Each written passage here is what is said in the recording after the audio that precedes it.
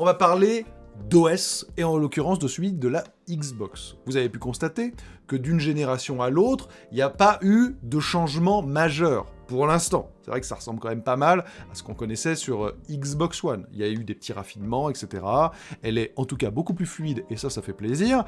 Eh bien, Microsoft avait quand même souligné qu'il y aurait des mises à jour régulières. Et les Xbox Insiders vont pouvoir là tester une nouvelle build qui va permettre de mettre à jour en fait certains éléments comme les vignettes, les réglages ou le Xbox Guide, mais de manière beaucoup plus dynamique et spécifique, plutôt qu'avoir à télécharger une toute nouvelle version un peu lourde, etc.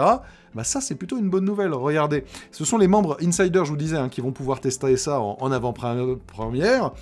En fait, c'est le principe de mise à jour par bloc, qui existe d'ailleurs déjà sur Windows, sans avoir à effectuer une réinstallation complète.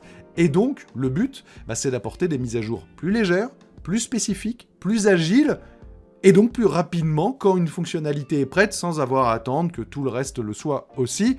C'est évidemment une build qui arrivera pour nous, simples mortels, si vous n'êtes pas insider Xbox, dans les jours, semaines, mois à venir, quand ils seront sûrs que tout est prêt. Mais ça, je trouve que c'est plutôt une bonne chose. Ça va leur permettre ensuite d'accélérer sur le rythme des mises à jour, histoire d'apporter un petit peu de nouveauté à cette interface.